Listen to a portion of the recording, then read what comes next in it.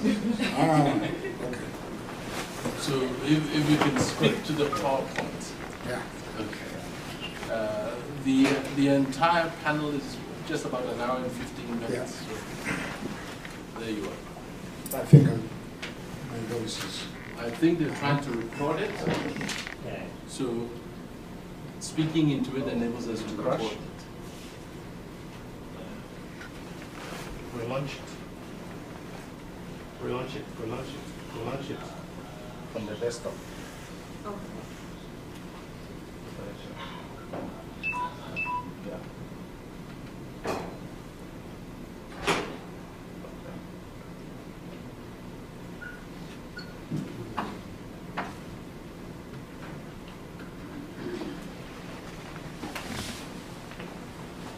Oops.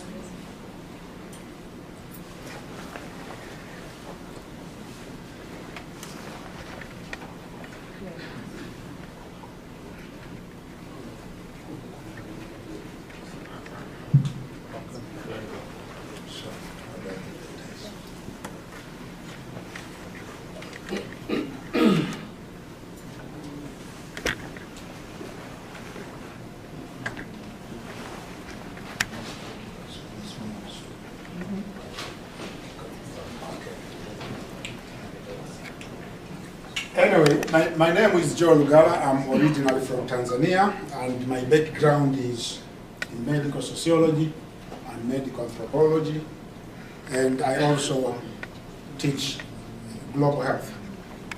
I've been working on HIV/AIDS for so many years. I began in 1987, but looking at the socio-economic factors that facilitate the transmission of HIV/AIDS in sub-Saharan Africa in general, and particularly in Tanzania. So I've done so many studies in that particular area, and then I have also conducted studies on HIV testing and disclosure, and then I've also focused on issues related mother-to-child transmission. Now, today it's a workshop dealing with African languages, so I'm going to speak on a subject which I must admit I'm not a language expert, but what I plan to do is to try and show, as the epidemic began, particularly in Tanzania, we also saw a situation where languages, including Swahili, which is the national language, also began to change. We saw so many new words coming up, new verbs, new phrases, and new proverbs associated with the epidemic.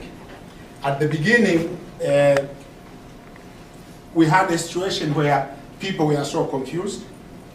They didn't know the nature of this particular disease, so you had so many kind of explanations. Now, I'll divide into probably around 6 topics. The title of my presentation is Metaphorical Expressions of HIV/AIDS, which in Swahili is called ukimwi, which means ugonjwa wa kuzuia kinga ya mwili, and their meaning in Tanzania. What we can see is that these metaphorical expressions of HIV/AIDS can be divided into at least five areas. You had those ones which reflected myths and beliefs of what the disease was. You have those ones which dealt with symptoms of HIV/AIDS. You had those ones which reflected the attitudes towards people who were HIV positive and towards life in general. And then we had also new forms of languages developing, which in a way reflected a sense of hopelessness and despair. And then later, in the recent years, we have seen also language changing, reflecting awareness, hope, and also the kind of preventive strategies that are taking place. Now, during those early years, most of the examples that are coming here are from the northwestern part of Tanzania in the Kagera region. This region is very, very important in as far as Tanzania is concerned when it comes to HIV/AIDS epidemic, because it was the area which was severely affected, and so many studies have been carried out in that particular area. And what I'm presenting here has also been published by myself and my colleagues, Aldin Tembei, Japhet Kileo, Kesigabo, and Maria Emeline, as we were working in that particular project in Kagera. So at the beginning, you ended up having so many words. For example, some of the words here are in Swahili, others are in the higher language. The Hayas started labeling AIDS as the vampire, ihembe. You had others who considered it as malaria, empango. These are higher words, meaning it's a new form of malaria. It's called big malaria, and it's very, very serious. You had also, something has disappeared here, you had also the term Juliana coming up. Juliana was a name of, was a trademark of specific shades which were being traded along that particular area between the northern part of Tanzania, the northeastern part of Kenya, the southern part of Uganda, and the Democratic Republic of Congo. And when the epidemic began in the early 80s, younger people who were famous, involved in that particular border trading business, are the ones who suffered most, are the ones who were perishing, are the ones who were dying. And therefore, at the beginning, people started calling the disease Juliana because they were linking that particular disease with the people who were dying. And probably it's clear that they might have been dying because in their business across borders, they might have been involved in the cobweb of sex networking, and therefore putting themselves into danger of HIV infection. You had also words like zawadi, yawashirati, meaning that, oh, this is a gift of promiscuity. It is a disease which reflects, if you are promiscuous, that's the gift you get. There are others who labeled it as Eza Bilebi in higher language, meaning it's a modern disease. In Swahili, ugonjwa wa kisasa, the current disease. Until now, because of the stigma attached to HIV/AIDS, usually people don't say that someone died of HIV/AIDS. They will usually say, he died of ugonjwa wa kisasa, current disease, or ugonjwa wa siku hizi. Then you had words emerging in the Swahili language reflecting symptoms of AIDS. For example, there are people who are saying, it's ugonjwa slim, coming from the word slim. So the Swahili language created that particular word slim, meaning that it's a disease which is associated with weight loss and body wasting. There are others who labeled dumuzi, others considered it umeme, others considered it as ugonjwa wa kunyauka. Then you had words reflecting attitudes towards people and towards life. For example, you had people saying, oh, he has a judge. Someone is being judged due to being promiscuous. You had words like red cards. You had nasingwa, that you are guilty. You had katibone in higher language, let one face it. And then you have that one, I'm not higher, so I have also problems of pronouncing those particular words. He liked it himself, let him face it. You have words like wafakara, which meant you have done wrong. Or you are an outcast from the family, and that's why you are suffering from that. Other words which showed a sense of hopelessness and despair included that AIDS, the adhabu imetolewa duniani, siikatai, that this is a punishment on earth and there is nothing I can do. You had even the word ukimwi now emerging at that particular time, and then you had people using the AIDS acronym as acha iniue dogodogo siachi, which means you can see the AIDS, meaning that let it kill me. It's a sign of hopelessness and despair. Let it kill me, but I'll never stop chasing young girls, the so-called spring chicken. There are others who labeled HIV/AIDS as something which there is nothing they can do about. It's like an accident at workplace, ajali kazini. These are new terms emerging in the Swahili language. There were others who were saying the X gets scratched while choking. So it's similar to what is called as accident at workplace.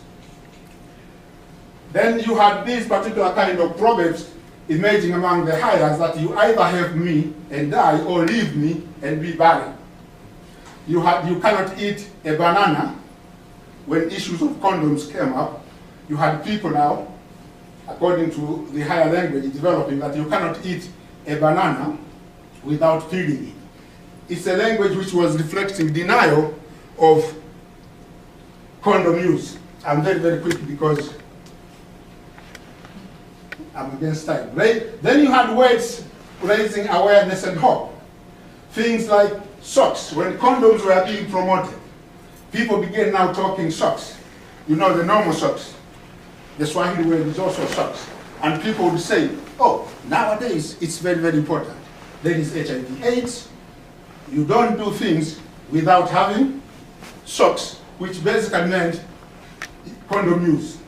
You had a situation where a condom began being labeled as Zana, working tools or gadgets.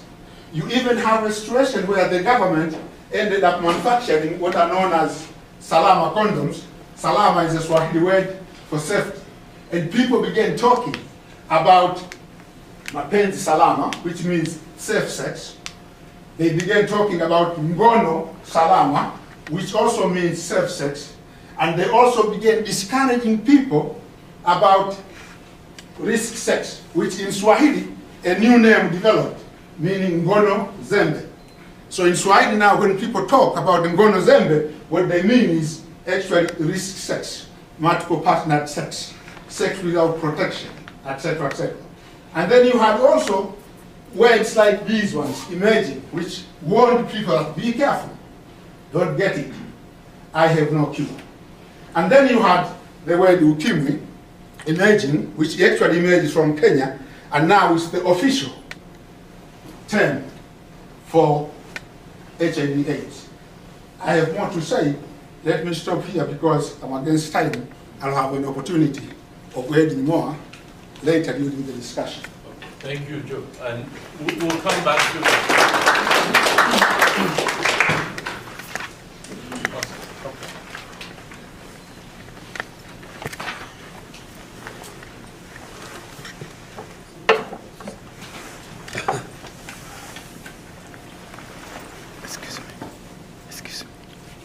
My work is with a hospital-based choir that is in Durban, South Africa, McCall Hospital, which actually is very closely associated with Harvard University. Professor Bruce Walker and his team have been working with that group for a while, but until recently I'm the only ethnomusicologist that have gone to study their music. And so the presentation I'll be doing today is based on this choir specifically. But I want to talk about song. Sorry, I think this is not my PowerPoint. I don't know how that one came into being.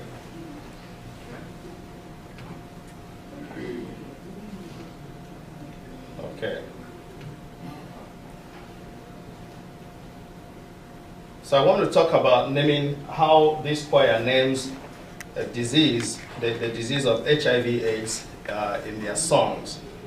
And my argument is that it's connected with the definition that Nelson Mandela himself, the way he described HIV/AIDS in 1996 as the new struggle. By doing so, former and late President Nelson Mandela symbolically connected HIV/AIDS with corrected the current experience of HIV/AIDS with the history of the anti-apartheid struggle. By his use of the new struggle language preference, Mandela captured the sense of confusion and disquietude that characterized the nation's experience as they grappled with the reality of the AIDS pandemic.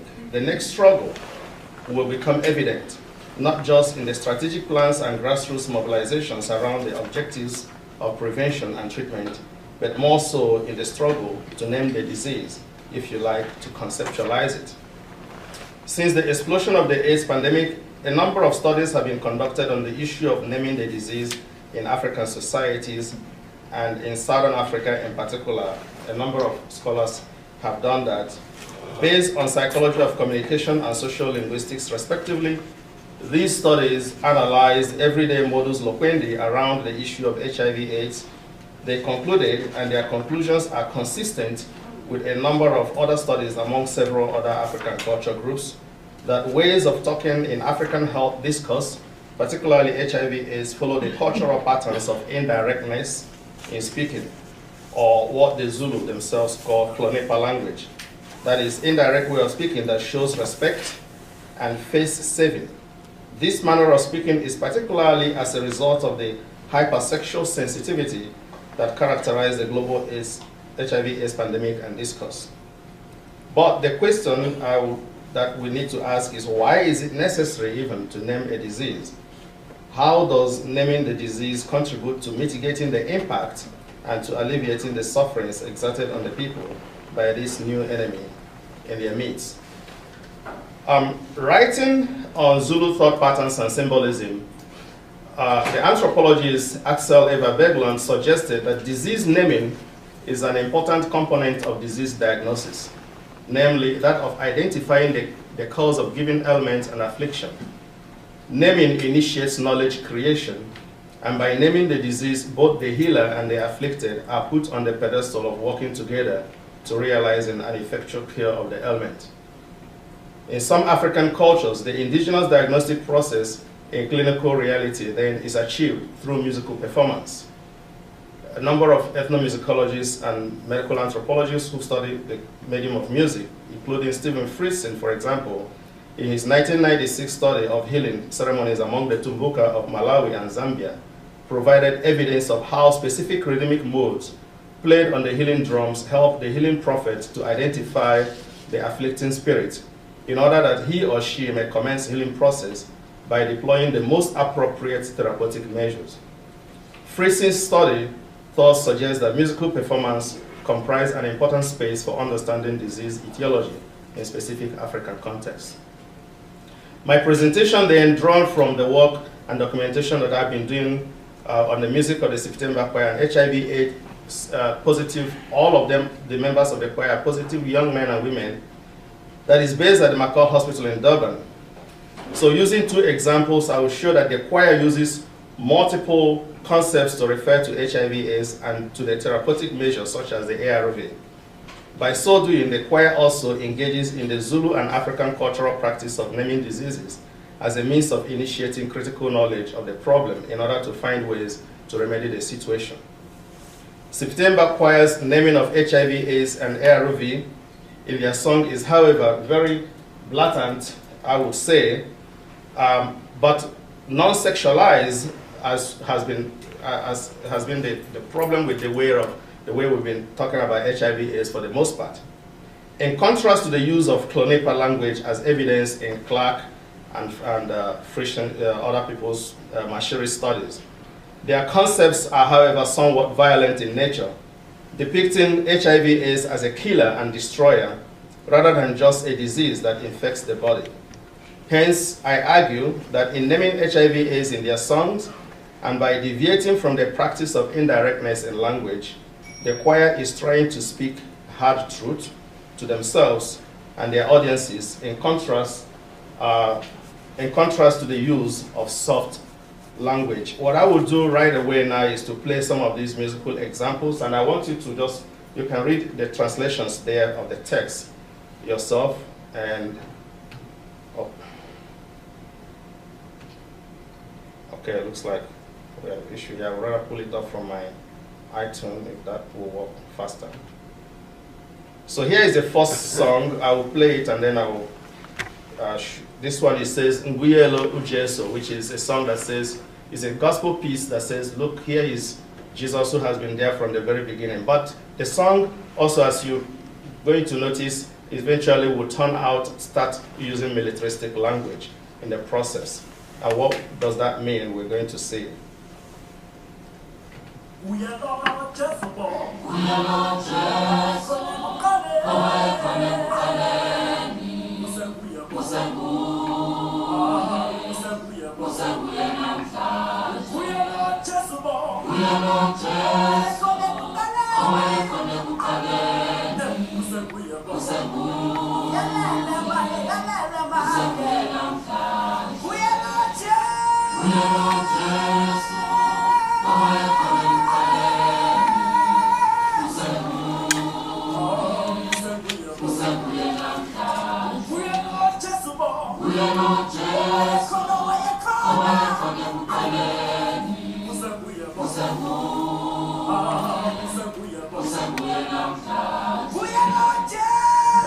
Keeps repeating anyway, but I think if you have read through the text there, you probably will understand what is happening.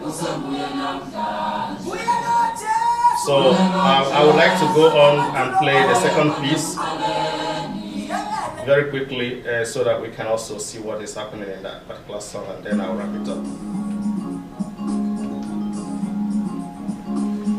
This problem.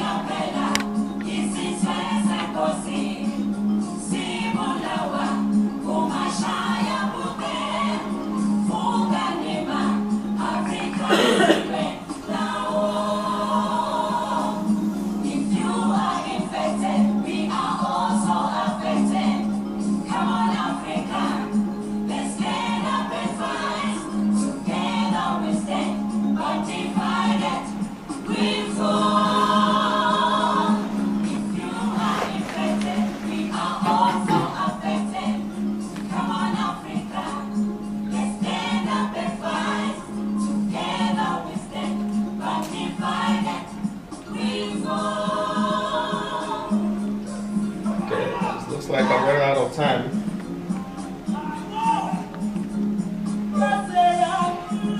And then it goes into this call and response section where it begins to introduce a number of concepts. And what I'm going to do very quickly, since I'm run out of time, is to just show highlight some of the text, the concepts that they introduce, and then I'll wrap it up, and then we can do the rest in our discussion. So in the first song that they performed, the one that I put there in bold, Destroyer, or something that destroys. Notice the current normal Zulu word for sickness is Isifo, and Itwane has to do with bacteria or virus. But this one uses a concept that is a lot more violent, a lot more blatant. And then when you come here in the second song, it says Uma Shayabu. So in other words, one that completely beats somebody down. From that of the concept of hitting or beating a person. Then Imishanguzo refers to ARV, but it says literally means something that does not really provide complete cure. But there's a reason why they're using some of these concepts, and I will deal with that much later. But why did the choir choose a linguistic practice that differs from that which has been noted as obtainable in AIDS discourse in Africa and the continent? One thing I will say is bear in mind that the use of indirectness in language hinges on the hypersexual sensitivity that I have mentioned that characterizes the AIDS discourse. The hypersexual sensitivity in itself has a tendency to fuel the stigmatization of people who are infected as being responsible for their own ordeal due to their sins or lasciviousness.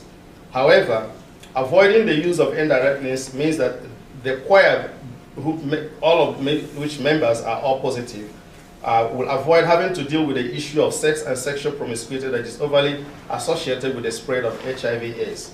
And this is especially because embarking on that route or paradigm of communicative practice, they risk beaming the laser of stigmatization upon themselves since they are all HIV positive. And then finally, in the second song that you will notice, the choir speaks about how to deal with the AIDS problem in militaristic terms. Hence, the naming the disease with concepts that are somewhat violent in nature allows the choir to appropriate the language preference of Nelson Mandela, who describes the HIV/AIDS as the next struggle. For by using the expression the new struggle to describe the HIV/AIDS in South Africa, Mandela at least symbolically compared the current experience of HIV/AIDS with the anti-apartheid struggle, one that was, by the way, very violent and militaristic for the most part. What I would do, I've posed a few questions on the conclusion with regards to the recent release of reports by the South African Human Sciences Research Council that shows a sudden increase from 10.6% in 2008 in prevalence to 12.2%. Why suddenly, after certain level of stability, is this still happening? Is there an increase? The question is, can any of these language formulations in song have any contribution or any meaning? And I can talk about that a little bit. Thank you. I feel terrible showing these cards.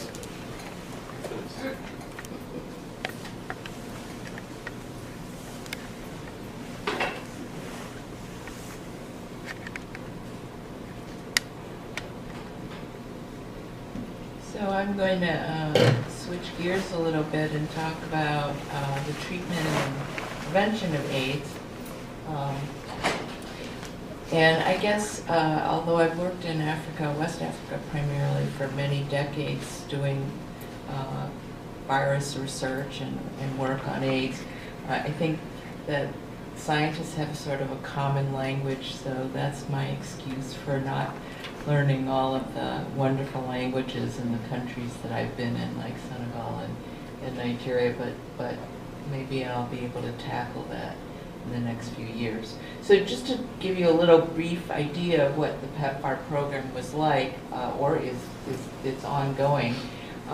It was launched in 2003 by George W. Bush. It's the largest amount of money that's ever been committed to combat a single disease. And the goal was to scale up HIV treatment. At the time when they began, there were 15 targeted countries, 14 of which were in Africa.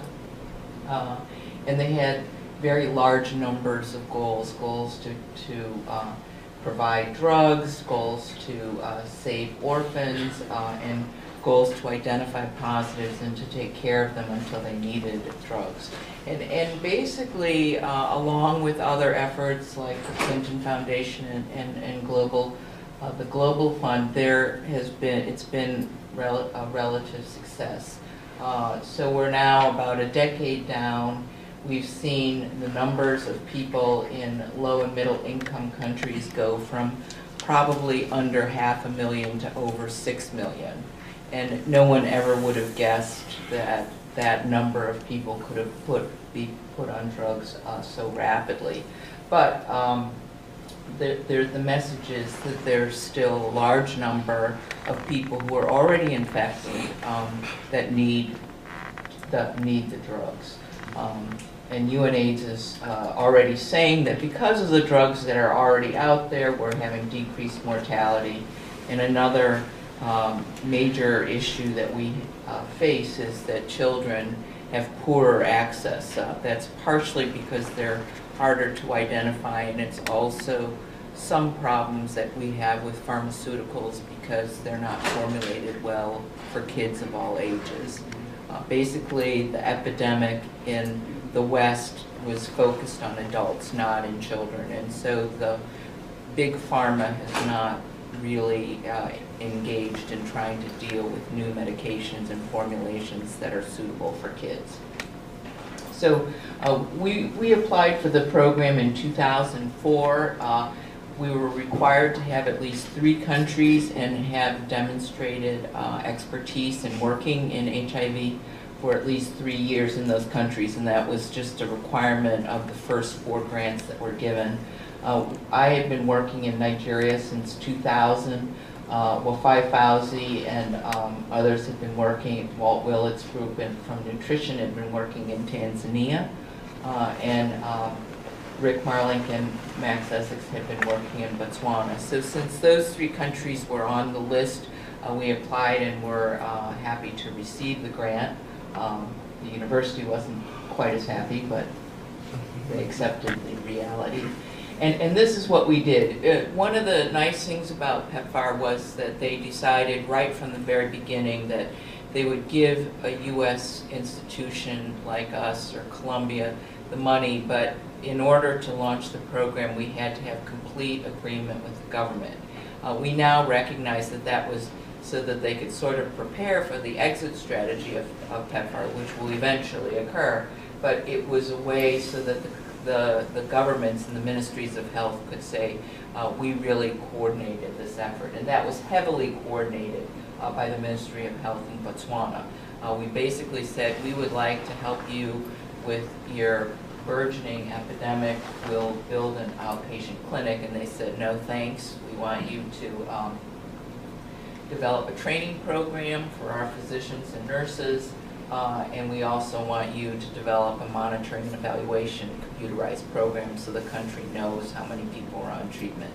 And so we were basically sort of sent back to rewrite the Botswana part of the grant, and that's what we ended up doing. So we developed a master trainer corps and also had our personnel, Botswanan physicians, seconded into the Ministry of Health. In Tanzania, we only worked in Dar. We provided treatment and care to hospitals, secondary hospitals in Dar. And in Nigeria, we were in a lot of different places, but pretty large numbers of people. This is just to show you Botswana. The idea of the trainer program was that you would move basically when we started, I'd say that 90% of the patients were all in Gaborone. And they didn't live in Gaborone, but they had to be treated there. And so in order to be able to deal with this massive epidemic, which at the time probably had 35% pregnant women infected, they wanted to get all of these facilities in other parts of the country ready to provide treatment. And they had large facilities that had smaller satellites associated with them. And that was really what we did for about 8 years.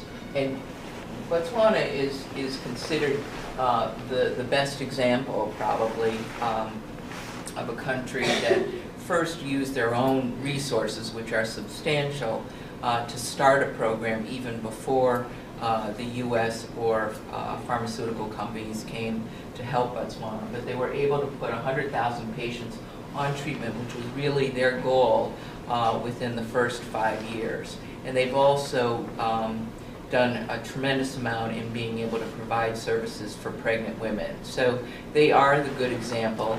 As President Obasanjo of Nigeria said to me, don't talk to me about a country that's smaller than Lagos. So I said, okay, well, but they only have 2 million, but they had a very, very strong epidemic, and they've done a tremendous job in being able to build up their health system for that. This is the program in Dar. We're in both public and private hospitals. Many of them are very small, but Dar, as the capital, really had a fairly significant epidemic. And I think we have about 80,000 patients on treatment. Now that Harvard has finished their PEPFAR-funded grant, we have formed NGOs in all 3 of the countries. And those NGOs are now receiving direct funding from the U.S. government to continue the services, because as you recognize, AIDS treatment is lifelong, and so they have to keep going. And this is just a visit. That's the President Kikwete there, and Bush comes to our clinic often. This is at Muhimbili.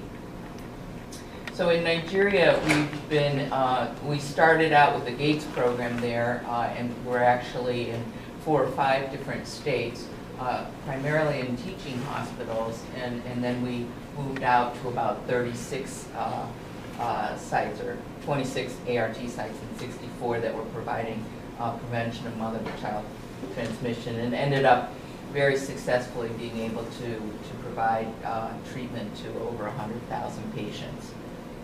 And this just shows sort of where they are. This is where all of the trouble is with Boko Haram and kidnapped school kids up in Borno State in Maiduguri.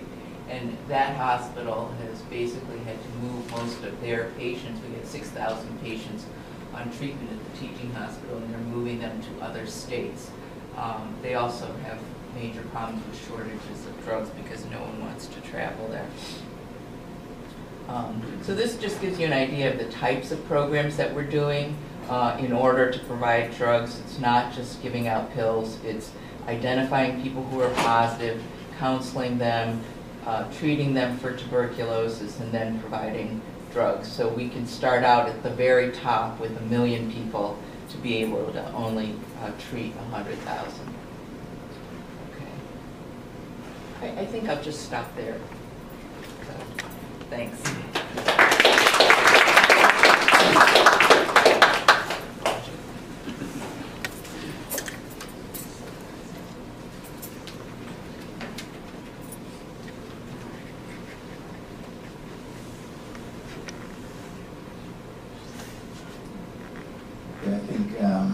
I think we're just getting my slide up, and then I can begin. I just want to show you just a single slide, and then I can talk about the work that I'm doing related to that. I have been doing most of my work on HIV in multiple countries in Africa, and specifically on male circumcision. So if we get to see this come up, I think that would be good to see, so that I can create a basis for my conversation. What I'd like to say is that, you see, so male circumcision has been now shown as one of the leading prevention interventions for HIV. You can think of HIV prevention interventions as a toolbox, and so some of them work better than others, and some of them work for certain populations than for other populations. So this is a slide that I wanted you to have a look at. As you can see, I think it can be interpreted in multiple ways.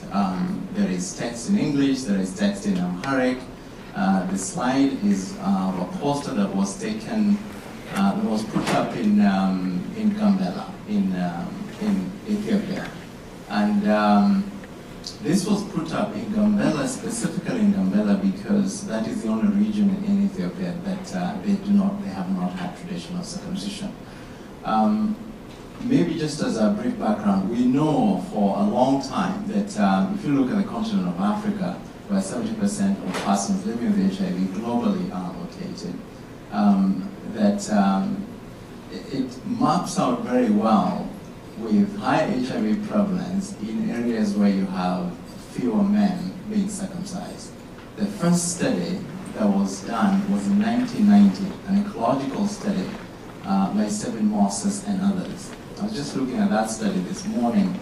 And so they looked at language groups across the continent of Africa. That's one way to know, okay, this language group does circumcision. So there's some database at Yale, and if I remember well, Murdoch's big book, or sort of encyclopedia of language groups and cultures in Africa, that was a collection of mapping from the 1930s. And so that source can show which communities in the continent have had circumcision. And so the study is done in 1990. We didn't have population surveys at the time for HIV.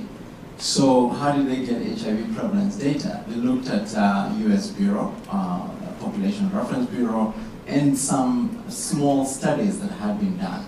And so mapping those across 41 countries in sub-Saharan Africa indicated very well that you had this overlay ecologically of high prevalence in areas where you had low male circumcision. Then, so the evidence kept building up until the randomized control trials, 3 of them were conducted, one in South Africa, one in Kenya, and one in Uganda. These were published, one in 2005 in South Africa, and then 2007 for Uganda and Kenya. What did they show? They showed that male circumcision can reduce the risk of infection in heterosexual men by 60%. And that is the best prevention intervention you had at the time. Well, condoms, in only one single study that had shown in a Western setting in the United States that condoms can reduce the risk by 89%. But male circumcision cuts it by 60%. You can imagine now of all sort of challenges you may have with condom use versus male circumcision. So after the randomized control trials were conducted, the WHO, UNAIDS, all of them, USAID, and PEPFAR at the time came on board and endorsed male circumcision as an intervention for HIV, and 14 countries in sub-Saharan Africa were selected for scale-up of male circumcision. These countries are mostly in East and Southern Africa, all the way into South Africa and Botswana. UNAIDS report of last year indicated that only about 5% of the goal had been reached. The goal is to reach 20 million men, and the target here was 2015 next year, so that goal will not be met. But some countries have done much better than that. In fact, Kenya, I'm from Kenya. Kenya took the lead in 2008 and has at least by on Monday, when I had the most recent data, we had reached about 87%. The target in Kenya is 1 million men. Some countries have a very large target to get.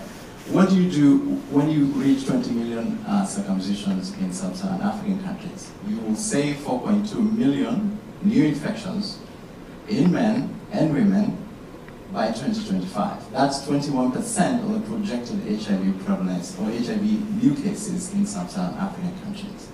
So in a country like Zimbabwe, you would save 750,000 new infections. So there was a meeting in South Africa last month, and they released new data. So that the goal, or rather the target so far has reached about 6 million circumcisions out of the 20 million. So the target is still quite far away, but hopefully it will be achieved.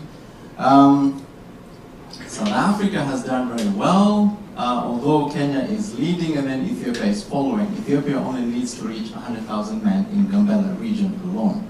And in Gambela, as you can see, this image was put there by the community so that it can show them directly what it means to get men circumcised. Last Thursday, I was invited by Al Jazeera Television in Washington, D.C., and I went down there on Monday. It was a live broadcast on their show called The Stream. It was broadcast worldwide, but unfortunately, you cannot see it here in the United States. I think that on the web source, the link is not uploading in this country for some reason. I don't know why. But anyway, it was a great interview. Why was it an important interview? Because there is a big debate about circumcision. There are groups who are opposed to circumcision for ideological and other reasons. And these are voices mainly here in the United States. 18 states in this country have defunded Medicaid support for male circumcision, for infant circumcision. And we know in this country, infant circumcision has been coming down, but the American Association of Pediatrics has released a policy in 2012 endorsing infant circumcision. I think it is fair to say that as far as to get into the target for 20 million men, countries need to do better. The challenge has been that in countries like Zimbabwe, the health system has been weak, so they need to increase the training for nurses, particularly, so that they can also conduct circumcision. For me, as a researcher in this field, I'm pretty excited with where we're getting towards the goal for getting more men circumcised in order to reduce the risk of infection for HIV, but it also affects women. When you have lower prevalence in men, then obviously you have an effect on women. Thank you. Thank you very much. I think I'll stay seated. I'm going to be very abbreviated because I want to get us to the discussion section. Okay? There are really three ideas I want to convey to you about the work that I do with my colleagues in Tanzania. The first concept is health promotion. Health promotion is not disease prevention. It's building capacity in communities to protect health, and confidence around the understanding of disease mechanisms, and pursue community health projects that bring up the knowledge and the efforts and strategies to reduce disease. So health promotion is really important. It's not done that well, however, and so I want to talk just a bit about the project we did in Tanzania. The second thing I want to talk about is citizenship for children. That the concepts around health promotion relate to this idea of children being competent, engaged members of the villages, the townships, the urban areas that they live in. And the third, very quickly, idea I want to convey to you is why we work in Tanzania around local government issues. So first, the issue of health promotion. And we did a cluster randomized trial between 2003 and 2011, in which young adolescent children were taught the biology and the sociology of HIV/AIDS, and used drama in their communities, in their local communities, to convey what they were learning about microbiology and about the social transmission of AIDS. They used drama, and they characterized the virus attacking the complicated white blood cell system so that people could understand something about what an HIV test was. That the test is not looking for the virus, it's looking for an antibody. That moreover, when the retrovirus enters the white blood cell system, it wipes out the captain of the immune system. And that's why the white blood system and the immune functions collapse. And thirdly, that when you take a medicine, if you're tested positively, the medicine harnesses the virus, but it doesn't get rid of the virus, which means that you have to take medicine as prescribed for the rest of your life, presumably. So the point of teaching, and the macro world, so that's the micro world. The macro world are skits done by these young people to depict what goes on in their communities. Sugar daddies, soliciting young girls, often needing extra care because their parents are sick or die.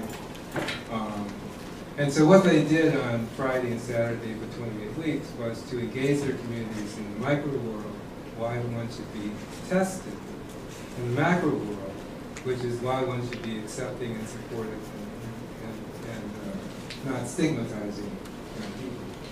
We did this as an experiment so that we had 15 communities in Moshi, Tanzania that were getting this intervention and 15 that were control groups, so that we could demonstrate that the children increased their knowledge of HIV, that they increased their confidence in being able to speak in public about it, and that they could reduce stigma and increase testing in those 15 communities. The results have been published, and they show that the children were very effective, I mean surprisingly effective in being able to do this. The second issue of citizenship. So the idea of health promotion is to promote a sense of control and competence in communities. And so we measured self-efficacy and collective efficacy in children and communities. And the result of it is that the children become more integrated as responsible agents within the communities. And we call the intervention the Young Citizens Program. Now, they're not citizens in terms of voting, but they are citizens in terms of having opinions, having voice, and being effective in that, and being able to teach microbiology and so forth. And the third issue is local government. But I've been going to Tanzania since 1974, and romanced Julius Nyereri's efforts to produce a nation with a single language that's been peaceful and that has assisted many other countries in Africa in liberation movements in a very unselfish way. The idea was that the local government structure in Tanzania is very well developed. So units of analysis in our experiment were mtaa units, street units, or villages, in which we could compare them and assign them to case and control groups, and that if the experiment works, that the controls would then get what the experimental groups had got. But the second thing is that because it's local government organized, if it works, and you can show an effect in a local community of 2,000 to 3,000 people, you should be able to replicate, sustain, and scale up the program within the Ministry of Health and the Ministry of Education to the entire country. And so now that we have produced results from the cluster randomized trial that show that the program is effective, we're working with the Ministry of Education and the Ministry of Health in Tanzania to sustain the program in Moshi and scale up the program in the rest of the country. Thank you.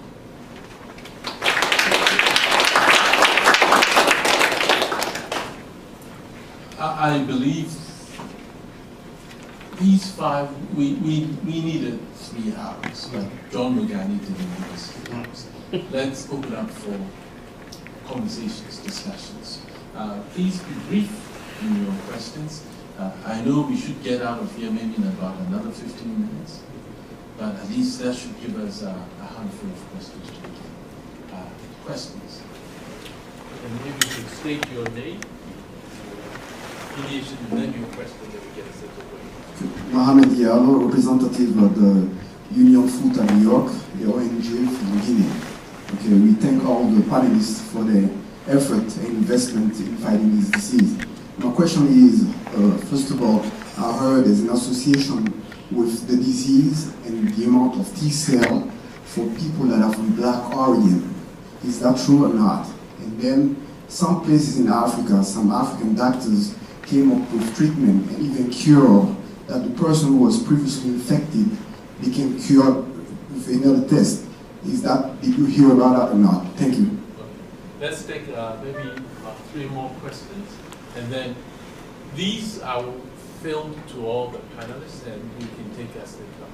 A quick one. I'm so interested in what you said, Joe, and everybody all the way across in terms of the language.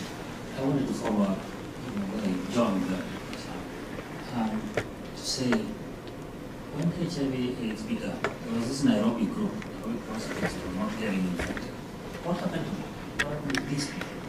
They were always in the newspapers, and there were supposedly a hope for some possible cure, but there was that story that was going on. I remember the narrative got lost.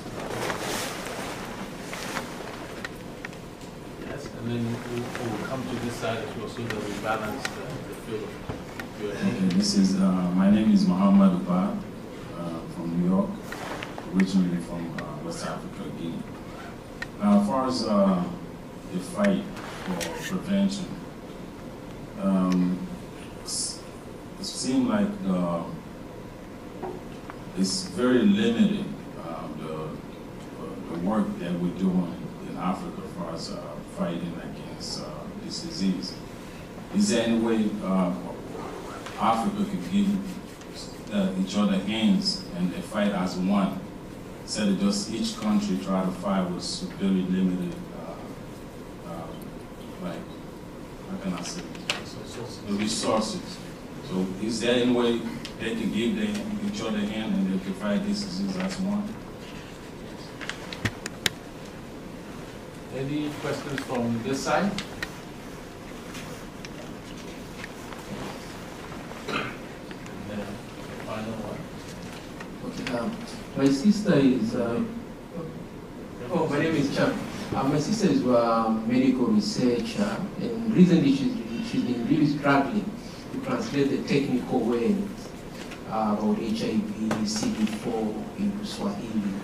So I would like to know from your experiences, how do you translate and communicate those scientific messages in the local language?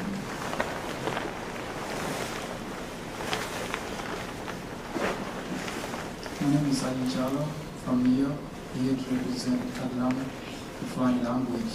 My question is about the circumcision. Is there any disease that the circumcision will prevent other than the HIV/AIDS that you know?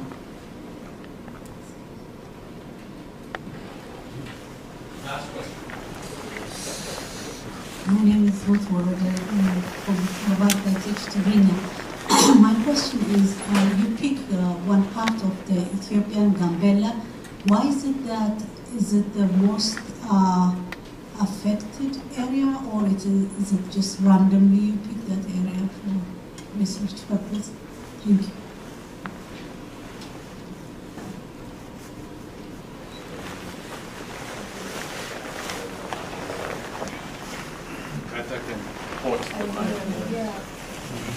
I'll see if I remember the very first question, which was about racial differences and the impact of the virus on CD4. So the virus specifically targets CD4 cells, and I don't think that there is any evidence that there are racial differences with respect to black versus white. And those studies, in a strange way, were actually done. What we do see, though, is that there are some unusual and rare genetic differences that run in families that have to do with T cells that might make people more or less susceptible, and that it's a very rare event, and it actually goes in the favor of Africans. The other question was about the Nairobi cohort, which is a group that was studied by the University of Manitoba. They were highly infected. There was a small number of these women practicing in the Nairobi area that remained negative, and there was a view that they might have some either genetic or immunologic host defense mechanism that was protecting them. They've really studied that group extensively, and they've not been able to find a reason. There are other examples like that, but there are certainly things that people want to look at. And one of the things that they have found in some of these people who were exposed and would have thought they would have been infected is they had an abnormality on their T cell which protected them. They didn't find that in the Nairobi sex workers, but they have found that in other populations.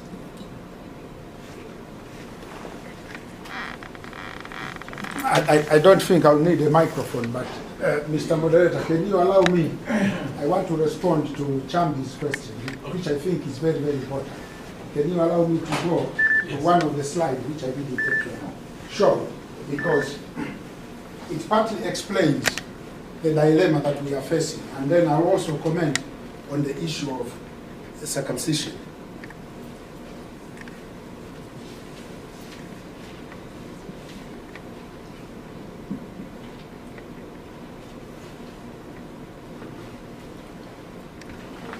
Yeah, all right. You know, a lot of people,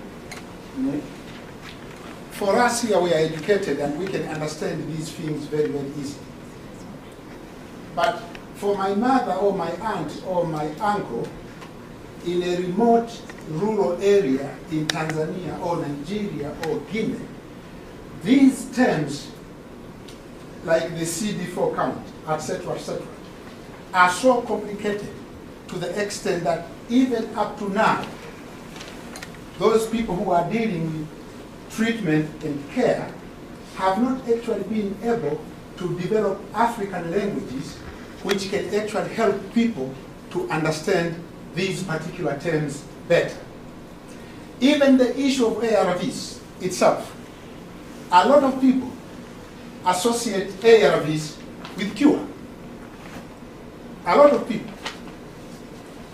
Although we all know that what ARVs do not cure the virus, they prolong life by boosting the CD4 count. Medical doctors are right here. They are more experienced on those particular issues. 2-3 years ago, I was involved in a study. For those who are involved in care and treatment, they will notice that there have been a major problem when people get tested and then the results are positive. They are not put on treatment directly. So being positive doesn't mean that you are eligible for ARVs. Doctors, then they will say, okay, let us test your CD4 count. And then sometimes, something which someone doesn't understand, what is CD4 count. For him or her, the understanding is that I have tested positive, I'm supposed to be given drugs. But then the doctor says, no, we test the CD4 count, and then they say, oh, the CD4 count are good, you don't need drugs at this particular time. Or if they realize that you actually need to be put on treatment, then they say, oh, okay, we need to test you, the liver function, the kidney function, etc., etc. Am I right or wrong? So, from the time you undertake an HIV test to the time you are put on treatment, it is a process. And it's a process with a very complicated scientific language, which up to now, scientists are having even difficulties communicating to those poor patients in remote rural Africa. As a result of that, what we are seeing, I'm not sure whether Harvard is experiencing the same problem, there is a new concept called the loss to follow. Yeah? it's a major problem to these institutions which are involved in care and treatment, is that you have people who have tested positive. They are not yet eligible for treatment, but they are supposed to attend these care and treatment programs so that they can be monitored over time until when they become eligible for treatment. And most of them actually drop out. And they drop out because they went to the doctor says you are positive, their expectation is to get the ARVs, the doctor then begins and saying, no, you don't need ARVs at this particular time. You should be coming here every week or every after 15 days so that we can measure your height, we can also measure your weight. Now, if you look at the situation in African countries, people sometimes travel 2-3 days to go to these care and treatment centers. When you create a situation where someone has to simply be coming so that you can weigh how he or she weighs or how tall he is, and then you give Septrim to avoid opportunistic infections, most of them disappear. So the loss to follow, these people are disappearing from the care and treatment programs because they are not understanding well the technical language which is being used during this particular process of waiting for treatment from the time when you took an HIV test. At the same time, you have a new language being used. It's right here. You see it in African countries. Come and test. There is cure. Well, it's true. There is no cure. We know. ARVs are not cure. But you will see some posters that come and test so that you can get treated. Sometimes I have seen posters in Swahili. Pima sasa. That is, test now. Tiba ipo. Cure is available. These are misleading. We are using a language. I was talking about language. It is working positively, but it's also in some areas working negatively. And we have seen in some cases where it has increased stigmatization of the people to the extent that the moment you have stigma, then some people refrain from voluntary testing and counseling. Now, let me come back again to the work which UAMI is doing, which I think is very, very interesting. I'll go to another slide. So, these things were there. Look at this. It's exactly what UAMI was trying to discuss. This is a campaign in Tanzania on male circumcision. I'm someone who supports circumcision 100%. But I'm someone who is so angry the kind of method which is being used to attract men to come and get circumcised. This poster here says, Dondosha mkono sweta. And you see this, mkono sweta in the Swahili is when you have a pullover and then it extends like this. So they are trying to describe the foreskin as a bad thing in this particular format, that you have a pullover which extends and you need to get rid of it. One problem which I have with such a kind of language is that you are demonizing the foreskin. And when you demonize the foreskin, you don't differ with those people for millions and millions of years have been demonizing the female genitalia in order to justify female genital mutilation. I have confronted ICAP in Dar es Salaam and asked them, why are you having these particular posters? Why do you describe the foreskin? I understand, but try to establish public health messages which are not demonizing the foreskin. Educate people why it is important to be circumcised. Relate the situation of being uncircumcised with HIV/AIDS. But when you demonize it, what is the difference between you and those people who justify female genital mutilation by demonizing the female genitalia? Thank you, Professor. But the other thing, this can be misleading. Now, you know, I'm saying these things because they are happening in my home area. Iringa is one of the areas where they are now busy circumcising people. John Hopkins is busy doing that. When you use this, tell me when winter is here. Would you like a pullover which ends here? Would you like? Certainly you are more comfortable if you don't have gloves to have a pullover which is like this, because it protects you from the cold. Now follow me carefully. Iringa is a cold place. When you use this, indicating that these extended long sleeves of a pullover is a bad thing, the message might not actually sink to those particular people because they wear those particular pullover, they don't have gloves, and the area is so cold, so for them, it's better to have a pullover of that particular sort. How those people will interpret that particular kind of advertisement and create meanings in their own daily social way of life is the issue which is very, very important. So circumcision is very important, but the language we are using is unacceptable. I'll just comment quickly. I think just to relate to Gambella. So I just showed you a poster of Gambella, and you see this, what is showing there. So can you see a clear difference between the Gambella one, just showing the penis, one is circumcised, one is not circumcised? It is a very simple message. Yeah. I don't think this is needed, but Gambella, just to address, it's the only region in Ethiopia where men have not traditionally circumcised. So the target there is to reach 100,000 men in Gambella alone. Okay. The rest of Ethiopia populations have been circumcising. That poster there was selected by the community.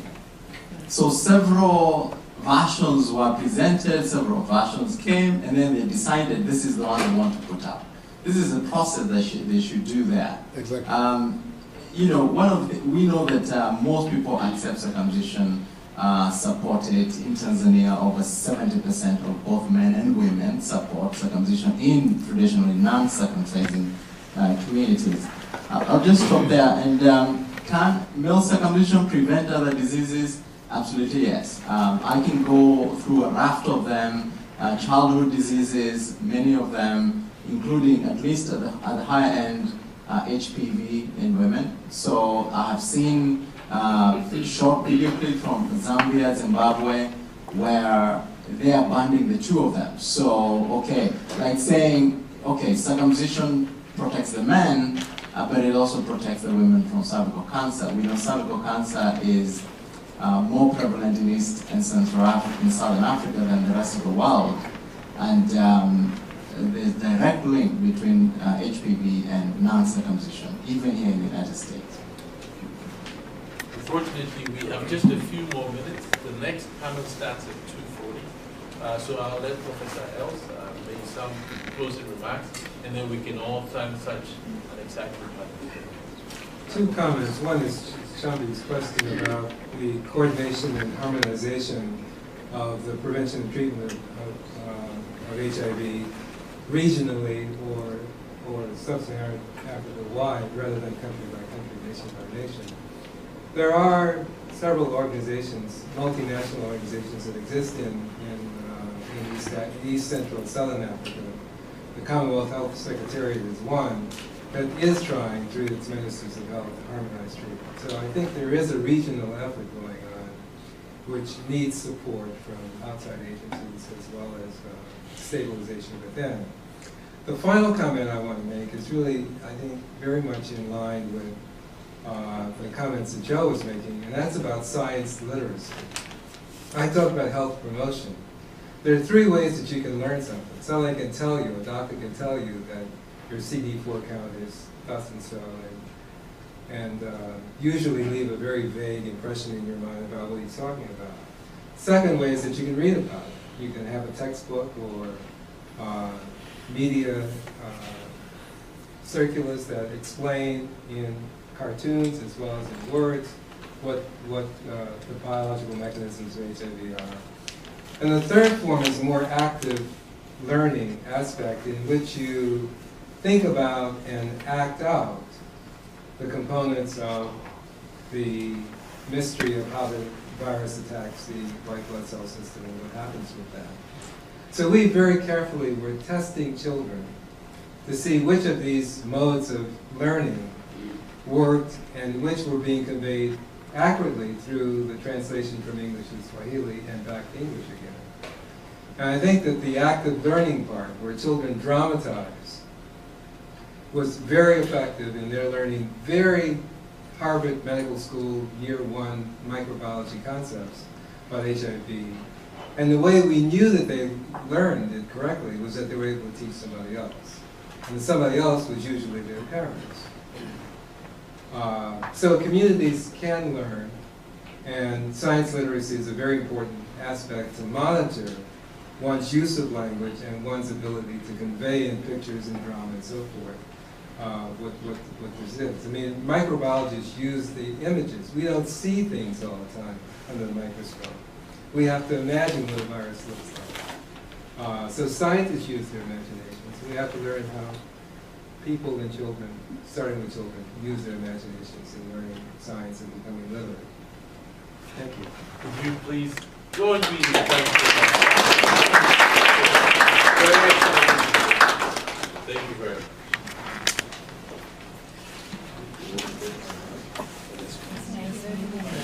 Thank you once again. I mean, we have learned. That was a wonderful, wonderful panel. How are we doing? You all right? Yeah. We kept them on top here so that we can all see them. So bear with us. We are going to the next one. By the way.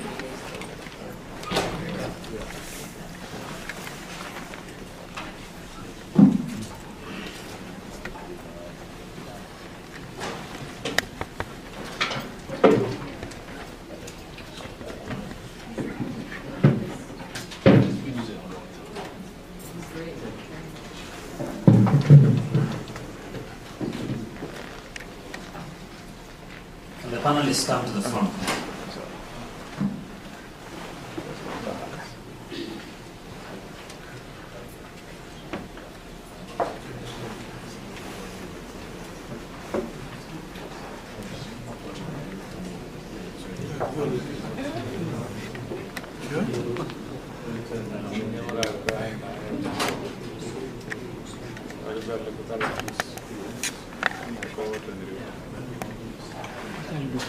My bad. Is that over there? Yes. This one maybe? Yes.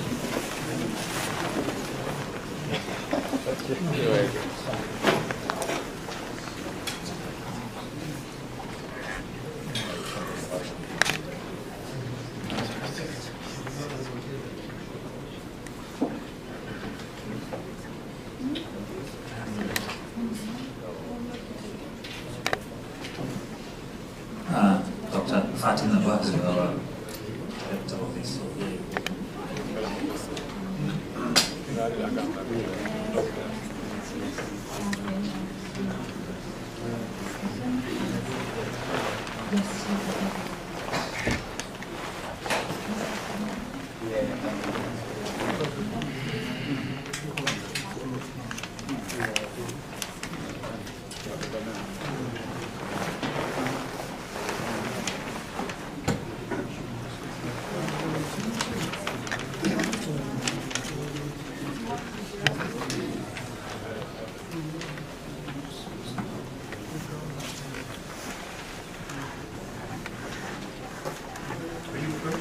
No idea. Wait, who's first? David Ambrose. I don't know if I respect him.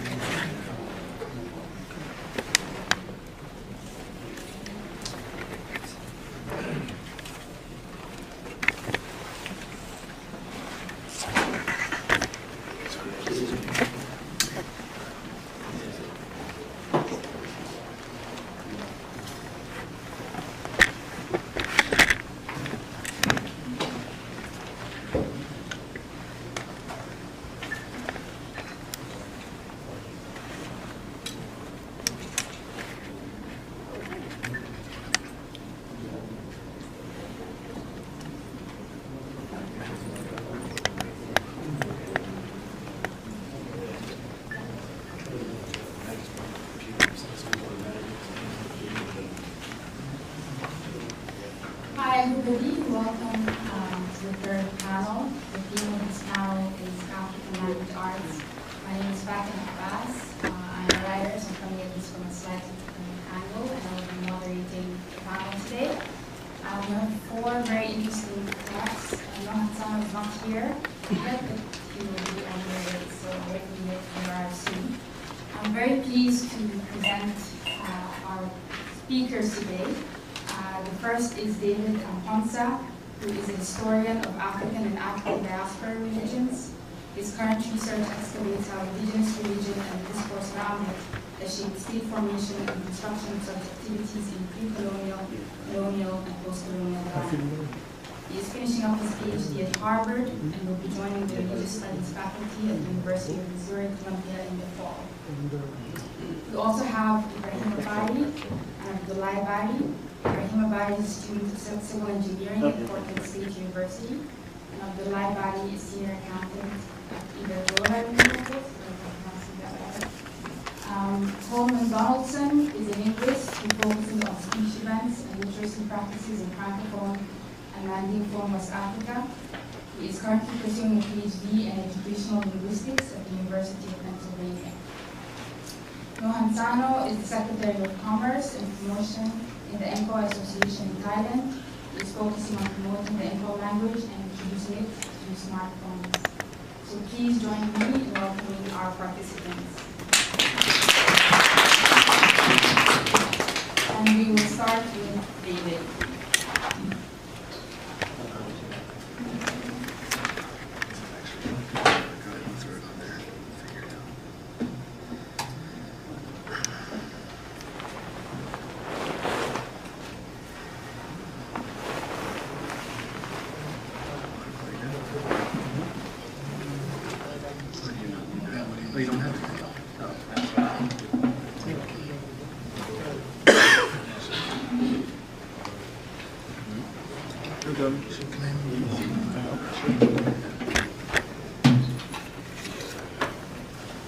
I would like to begin by thanking Professor Mugani for inviting me to be a part of this conference.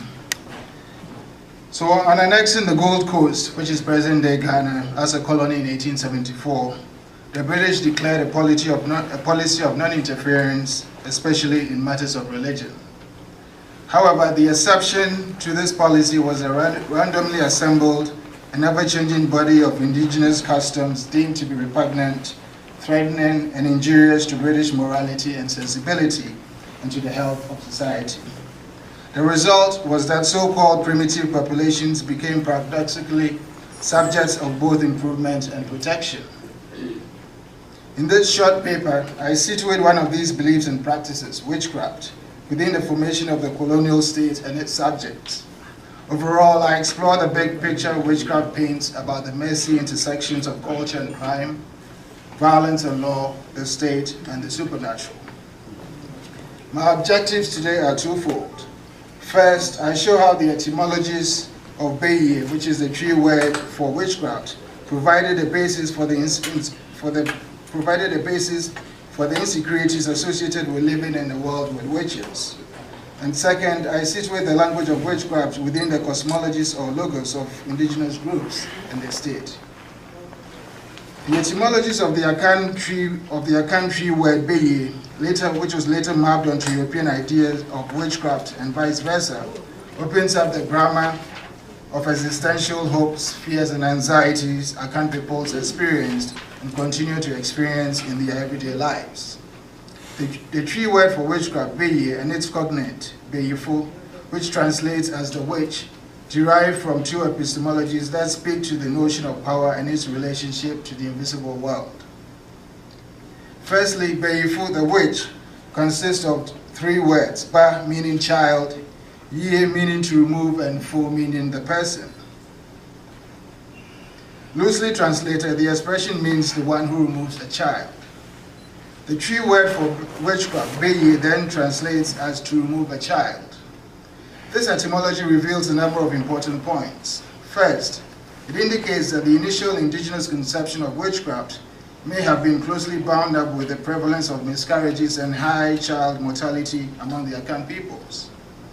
Second, it indicates that for the Akan, just like many other African groups, events have metaphysical causes. It is often not enough to explain away such misfortunes through physical causality, for the spiritual realm greatly impacts events in the physical world. Among the Azande of Sudan, for instance, Ibn Spechet has noted how physical causes are able to answer the how, but not the why of misfortunes, why they happen to some people at particular times and not others. The second etymology of Beye presents us with another meaning that speaks to both an ontological and embodied aspect of witchcraft. Ba also translates as come, and ye as well. Beye witchcraft then translates as to come well, or more appropriately, to be born well. This points to the epistemology that some individuals are born with spiritual gifts and are therefore imbued with tumi, which, following Emmanuel Echampong, is the word I use to get at local expression, conceptions of power in the Akan life world. Put together, witchcraft or Beye therefore presented people with a language among many with which to unravel the mystical dimensions of physical life, in the process becoming, to borrow James Ferguson's expression, a local term through which Africans express their daily existential hopes, dreams, fears, and anxieties. This existential predicament is particularly reflected in the ways that the Akan viewed witchcraft. Witches are generally believed to attack or harm their kin and close associates, and hence present a danger to family cohesion and the moral order. For the Akan in particular, witchcraft was and remains a cardinal sin. The Akan, above all else, held the family, that is the interest of the community, to be the supreme good, and that to them the worst vice in life was to bring dishonor or indignity or disgrace to the family name. Witchcraft, or rumors of it, therefore made for a society riddled with anxiety. In fact, witchcraft-induced apprehensions will lead to what Thomas McCaskey has described as a milieu of generalized anxiety in the 1920s in colonial Ghana. Similarly, in his 1930s study of the Ashanti territory of colonial Ghana, Mayor Fox noted that, quote, the most dramatic symptom of the increasing sense of social and personal insecurity in the Gold Coast today is the